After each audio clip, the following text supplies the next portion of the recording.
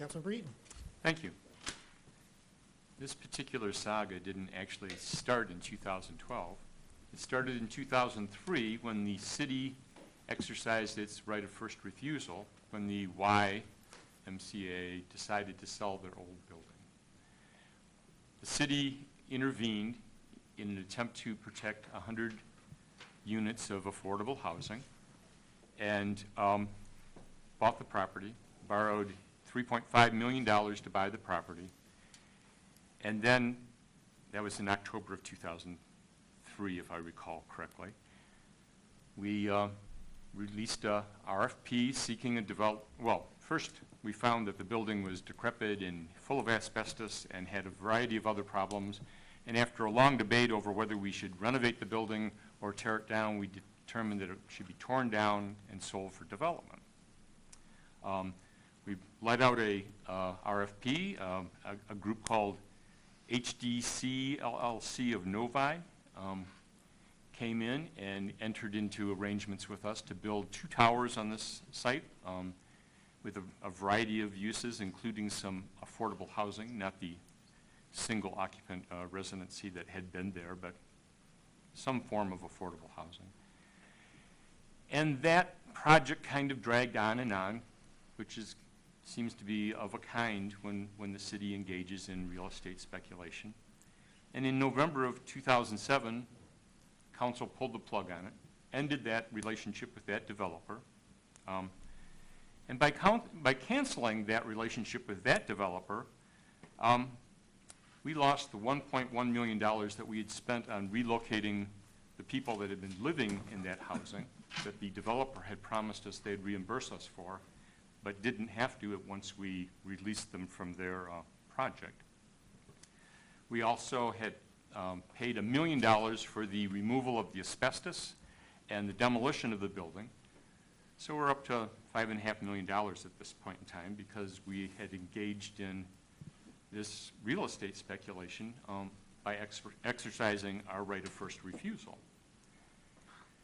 Well, when we canceled the deal with that developer, we then proceeded through about 5 years of litigation with that developer. And finally, on March 30th, 2012, the Sixth Circuit Court of Appeals ruled in favor of the city. So even though we had a victory in court, it took us 5 years of just sitting on that property, it not being productive, before we moved forward. So that was March of 2012. The loan that we had taken out to buy the Y had a balloon payment due in December of 2013.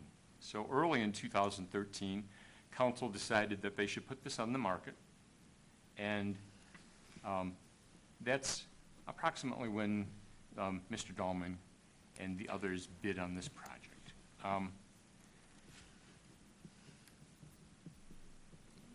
We were able to sell the property to Mr. Dahlman. We were able to pay off our balloon payment that was coming due, and we were able to reach an agreement with Dahlman's company, Fifth Fourth. And that agreement included a lot of requirements beyond just simply building a building. It required mixed use of particular kinds. It required open space of a particular amount, including the inclusion of a grand fountain. It required them to comply with the design review board in a mandatory fashion rather than the usual advisory role of that board. And the price tag was approximately $5.2 million. I'm not going to talk about the relationship between the city and Mr. Dahlman's company during the period from when we agreed to sell it to him and now, because that's all subject of litigation, and I don't think it's appropriate to get into. But I want to emphasize that when we engage in real estate speculation, we don't do well. We need look no further than across the street from this property at the library lot, which we authorized staff to sell last year in April, and that sales agreement has still not been executed. We don't do well when we engage in real estate speculation.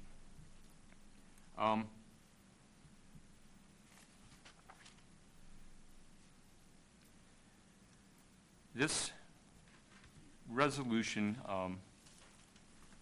relies on some speculation about the value of this property, value that's placed without the restrictions that we placed on Dahlman's Development Company. And so the idea that we're going to obtain a great profit by taking this property back and then reselling it seems, again, to be pure speculation. But needless to say, if we go ahead and try to revert this property back to our ownership, we are going to engage in prolonged litigation, like we did the last time a development failed on this property. The method that we're going to use to finance this is to use our general fund reserve account. Taking $4.2 million out of our reserve balance is going to drop us from about 17% reserve down to about 13%, which is below our target, which is below a good, healthy organization's reserves. And I think that of itself is a huge risk. That affects our ability to borrow at lower interest rates on other loans. Now, we've received some assurances that it probably won't affect the interest rate on the loans that are proposed in this next resolution, but certainly the period of time when we are dropped below our 15% target reserve account, we are placing our fiscal condition at risk. We've known for quite some time that this building wasn't going to be completed by today. I mean, council members were talking about it 6 months ago in meetings here, and yet here we are on the day when the project needed to be completed, discussing what we need to hurry up and do in order to accomplish what we knew we were going to need to do as long ago as a year. It's rather inexcusable that we put it off to the last minute to have this discussion, especially because we're going to have to spend $4.2 million out of our general reserve account. I don't think it's responsible for us in a fiscal manner to use those reserve account funds for that purpose, in hopes that we'll be able to issue some bonds at a later point in time. So what began in 2003 as an attempt to protect 100 units of affordable housing has really turned into a wildly expensive adventure in real estate speculation. I believe that we should bring this to a close sooner rather than later. I don't want to see years of litigation. I'll vote no on this resolution unless, of course, we agree to postpone it. And so at this point, I'm going to make a motion to postpone this until the next meeting to give our attorneys time to respond to settlement offers that were made to us last Friday. So that's my motion. Is there a second? Second by Councilmember Bannister.